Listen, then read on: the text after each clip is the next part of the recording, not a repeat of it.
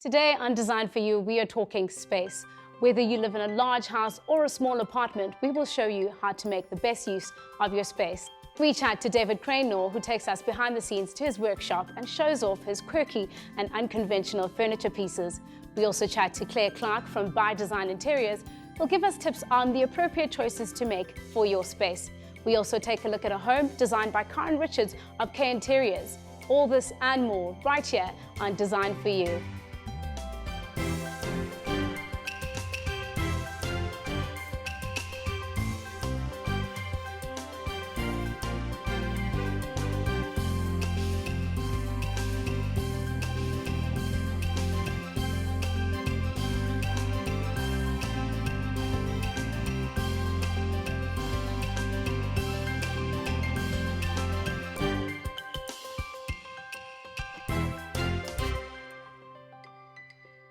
Hello there, my name is Pilani Bubu and you're watching Design For You. Now, it's not about the size of the space in your place, but rather how you use interior design to make the most of it. Do you want to maximize your space? Do you have limited space or perhaps too much space that you don't know what to do with it? Well, then stay tuned for more as we chat to interior designer Clarke in just a moment. But first, David Krynauw, our master craftsman, takes us through his world of furniture design.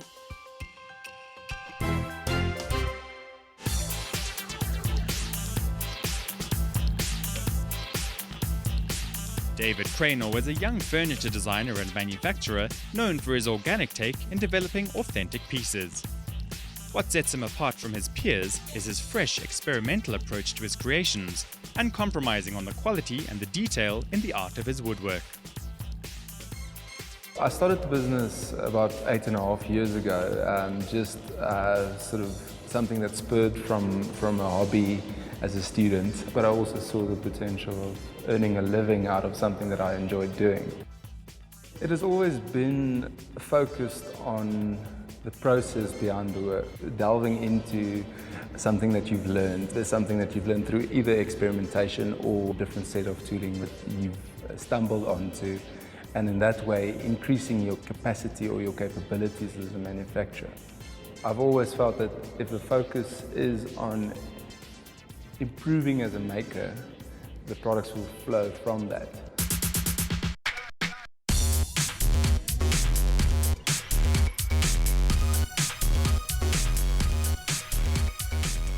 I think a successful design and manufacturing business has to have a product range that caters not for a specific market but for a wider range of clients. So we produce a wide variety of work, some of it aimed at the market for specific application, others custom designs that we like taking on because we like being experimental with what we do and we like to cater for our clients.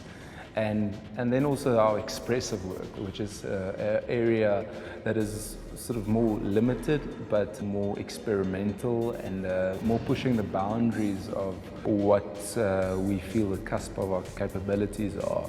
The Haywire is a product that has gained incredible success over the years and almost designed from a place of naivety is satisfying but very blessed in the sense that it has gained critical acclaim. They are quite unique in their construction and the process behind it is quite unique. We work mostly with timber. I've got a big love for timber because I grew up on a forestry farm where we grow timber for commercial use. So it's always been part of my journey. An idea born out of experimentation is the one-of-a-kind Jeppystown waiting bench. It features David's interlocking method based on elegant geometry and is one of the expressive pieces executed to tell the story of the African landscape. It's a really exciting time to be part of an industry which I'm a small part of, because there is a real focus on African manufacturers and African produced items from an international point of view, but from a local point of view, big industry wanting to support African or South African work. We are very lucky to be presented on some of the top international stages. For us as a company, it's really important to sit well on that stage and present our work on an equal level to some of the world's best designers and the world's best manufacturers. And we've got a way of expressing ourselves that would allow us to always push the boundary of what we're making.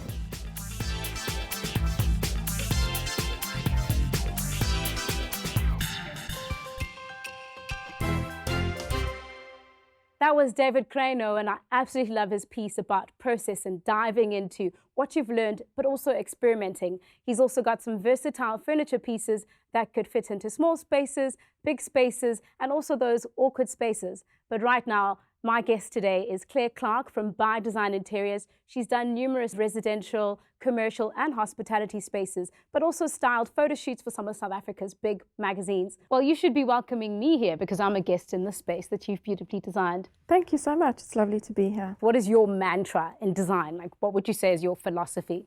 Design for the way you are going to utilize the space 90% of the time, not 10% of the time. So for me, so many people are so worried about their formal lounge looking gorgeous. Why does it have to be a formal lounge? How often are you going to use it? Design a space for where you're going to use it and how you're going to use it. Tell us where your passion for design has come from. My passion for design started when I built my own home some 15 years ago. And I worked very closely with the architect. And she brought quite a few of her clients around to the house to see her work. And a lot of them actually asked who did the interiors for that house. So she said, well, the owner did it. So she asked me if I would assist with some of her clients in doing their homes. So I just said, yes, sure, why not? That sounds like fun. It was the process of doing that I actually developed a passion for design. I actually was in the IT industry before, so I had a big career change. I find a lot of people start with kind of doing their own interiors. Now, Claire, did you study to do design after that? When I was asked then to help some of her clients do theirs, I quickly realized that I actually knew absolutely nothing about what it really took to be an interior designer. I didn't even know how to measure a window, and it's quite a fundamental thing when you're doing that sort of work. So yes, I did. I went and studied and got the theory behind me so that I could then, at least with some confidence, help a lot of my clients. That's fantastic. And along the way, you've gained your own personal style, outside of your own home. And how would you describe that, the work that you do? What is your design style? I've definitely developed my own style. But when dealing with so many clients, they obviously have their own style as well. And it's really, it's a mixture between trying to know what the client wants and then to bringing in your own flair and influences to what you like. Very interesting journey that you've had, starting from building your own home, coming into being in the world of design. Kudos to you. After the break, we're going to continue chatting to Claire about how to make the most of your space. Stay tuned.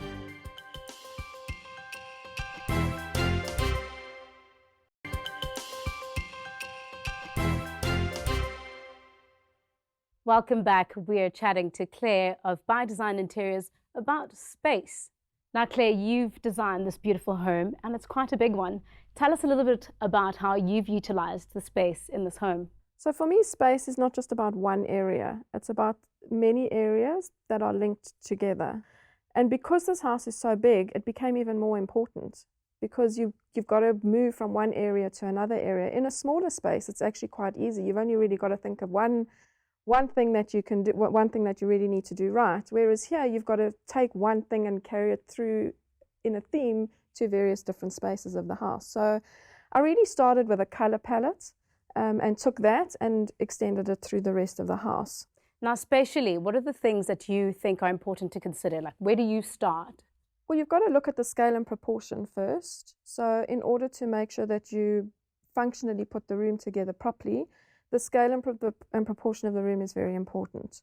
So you've really got to look at it, and the furniture layout and the actual layout of what you're putting into a room is really important with space. I think that's really where you've got to start. Once you know what you're putting into a room and you've got the scale and proportion right, then you can start adding the nice things like choosing the beautiful fabrics and the beautiful rugs and the things that then make up that space that make it really look beautiful. And you know what's the difficult thing about a space is gauging dimensions. Not a lot of us think in kind of what is the dimension of the space, but there are any old wives' tales around looking at the ceiling or the top of the window, that help us kind of know where to put the couch or where to put a certain kind of sideboard. Any of those? A trick that I often do with my clients, because a lot of them can't visualize what things are going to look like if you just show them a 2D drawing or a floor plan. So we actually take masking tape and we masking tape it out on the floor so that they get an idea of where things are going to sit in a room, so that it gives them an understanding of what the flow of the room is going to look like. So I think that's a really good trick for anybody, especially in a small space. I love that. That's very practical. And quite often on the website, you find dimensions of chairs on there. Now, I know there's other tricks as well. Like I'm thinking about, say, how you lay out your rugs. Are there any other ways that you can demarcate the space to find, you know, your bigger pieces? Yeah, sure. And start from the bottom up. So like you said, start with the rug. So get the rug size right as well. I think so many people put a small rug in a room and it just brings the whole room, it makes the whole room look smaller. So use your floor space, use a big rug and then start from there and then add things on top of that. We've heard words like negative and positive space. Can you tell us a little bit about what that is and what's really good or bad about both? One could look at negative space in a home quite similar to one looks at a piece of art. When you look at a picture, negative space is the space that's not painted on the piece of art. So it's the white space. In a home, it's exactly the same thing. So it's where things aren't being decorated or the blank spaces in a house. And it's really looking at that and saying, well, should I be putting something in that negative space or shouldn't I? And don't overclutter. So negative space is as important as positive space is. So where their things are is as important as where things shouldn't be. We've spoken about bigger spaces. Now, what if I have a smaller 2-bedroom or 1-bedroom townhouse? How do I apply the same basic ideas within smaller spaces? I think the basis is the same. So you've got the floor, you've got the walls. Now it's how you go about using that space. Don't forget that you don't only have floor space, you've got wall space, especially in smaller spaces. You know, you can use multifunctional furniture in a small space. So a table up against a wall could double up as a workspace as well as being a dining room table. So you pull it away from the wall when you've got visitors, you push it up against a wall when you don't, and use that as a desk.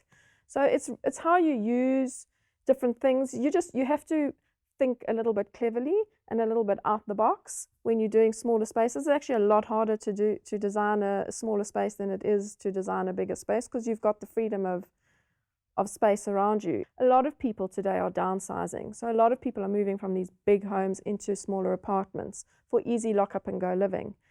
Well, that's great, but unfortunately not all your furniture that you've got in your big overscale house is going to fit into the smaller apartments. That is often true. You sometimes have to start back at the grassroots and start at the basis and start from the ground up. Talking about small spaces, we've had a viewer who sent us an email with images of their space. She'd like you to give her a little bit of advice on how to actually turn this into more of a workspace for her, but also some tips on how to keep it peaceful and calm at the same time. Well, I think she's done a lot of things right already. So she's used calm and peaceful colors, and she's continued white throughout as a theme. So from the lounge into the kitchen, that's a common theme. She's got a mirror in the corner which is reflecting and making a space look bigger. So that's one of the first things she could do to make a space look bigger. I'm going to get onto the functional side just now. But don't be scared to actually mirror a whole wall. You immediately double the size of a space and you let in a whole lot more light because you're getting a lot more light reflection. So that's one thing she could do, is go big on the mirrors. So even bigger than what she's done there. Another thing she could do is, as I just mentioned, she could take a table, put it up against a wall and use that as a desk, but she could also accessorize it beautifully so it doesn't just look like a desk if she's got visitors coming around, or it could be her dining room table if she's got visitors coming around that she could then pull away from the wall. One small bit of advice that I'd give her for that space, just to sort of make it cozy and make it feel even more inviting, is to put a beautiful rug down, but don't go small on the rug. Go as big as you can on that rug and you'll make that space feel even more. It will have the layering that she needs and it will make it appear bigger. Great. Thanks for that. That was really insightful for myself as well. Hopefully, Bonga, you've taken from that. If you are also needing any interiors advice at all, please do mail us on info@thehomechannel.co.za. We would love to hear from you. After this, we chat to Karen of K Interiors, who'll take us through a space that she's designed, and we can get some more helpful tips around how to best utilize your space.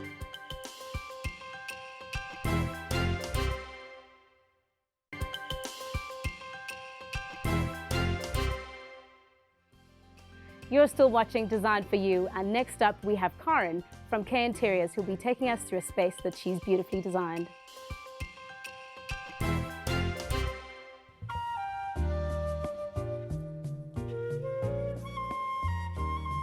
One of the challenges of interior design is creating an inviting home but still allowing for individual personality within each room. For interior designer Karen Richards of K Interiors, creating this urban contemporary family home was a prolonged journey which allowed her to carefully consider aesthetics without overlooking practicality and harmony. My go-to design techniques will differ from client to client because you've got clients that's sitting with existing furniture, they're building new houses, or they're sitting with existing fittings in their house that they can't leave now because it's too expensive. It also depends on the budget. I would say my biggest challenge in this case was the space. The client really wanted to achieve the magazine cover look, but she's got kids and she's got pets, and we have to be practical around that and also be economic around that, to maybe use a rug that you're not going to feel sorry about if the kids do make a mess on them, or we always use the example of a glass of red wine, but still use something beautiful that's going to give us that look. The style of this home is urban contemporary, so we've got a bit of, I would say, South African urbanness coming through here that we will see in the wood and the textures. In this specific house, you will see a bit of ethnic, cleaner lines, and all of those fused together, I would call urban contemporary. The color palette, I had to listen to the husband and the wife. We always have either a brown person or a grey person, and in this case we had to bring the two together. So you will, for instance, see browns and greys together. My floor might be grey, but my paint might be a little bit more beigey or taupe or champagne. And it's very important that all of that gets pulled together by, for instance, a scatter that picks up all those colors, or a throw. So the two colors don't stand alone, but they need to get married at the end of the day.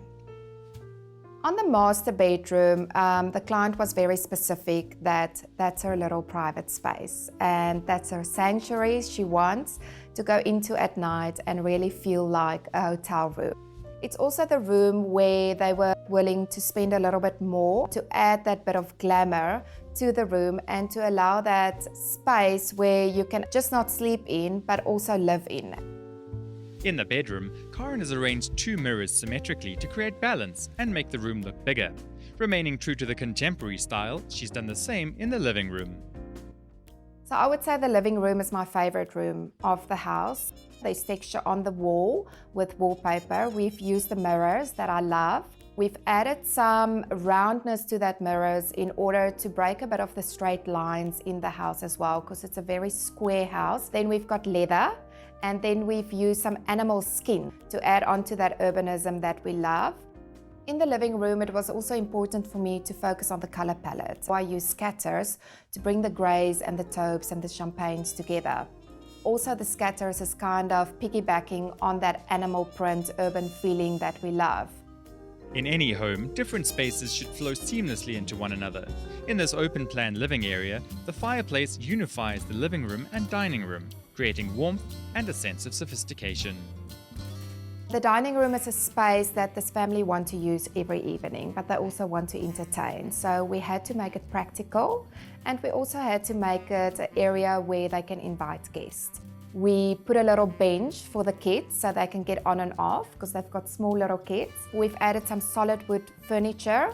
We've added a rug, and what I love most about the dining room is a custom-made wallpaper where we printed some trees in order to bring that urbanism in, as well as the outside into the indoors. This specific family loves their garden. And you will see on the patio that we've created two little areas. So we've got the dining area just with a basic set that we can leave outside. It can be exposed to sun and rain and water. And then we've got a little bit more of a loungy area that we create for more comfortability if you want to sit outside, have your tea, read your magazine, and maybe just look at the kids while they're swimming. What we will see in South Africa is that spaces are getting smaller. And that shouldn't stop you achieving your personal style in your house. On this project, I was lucky to be very involved, and I want to ask any client out there to always involve your designer from the start, even before you start building. So we can look at the flow of the house, we can look at if the furniture is going to fit. Do you maybe need new furniture, which you then need to budget for, and that's what we can advise you on. All the walls are coated in a neutral paint color with various designs of wallpaper to add character to each space. When designing or redesigning your home, decorate each room with the whole house in mind so you can create one harmonious living space. But that doesn't mean that each room can't be different. Using similar elements here and there, you can still create a sense of unity. That was really great advice and practical too. Now, Claire, we've come to the end of our show. Any final words, remarks, advice that you have around considering space in our home? Thanks so much for having me. It's been a pleasure being here, and I've really enjoyed giving advice to your viewers. I think it's your space. Play with it, experiment, try something, and if it doesn't work, try again. You know, use the tips that you've gained from the show and put everything into practice. So have some fun. Thank you very much. We have come to the end of the show. It's not about the size of your space, but rather what you do with it.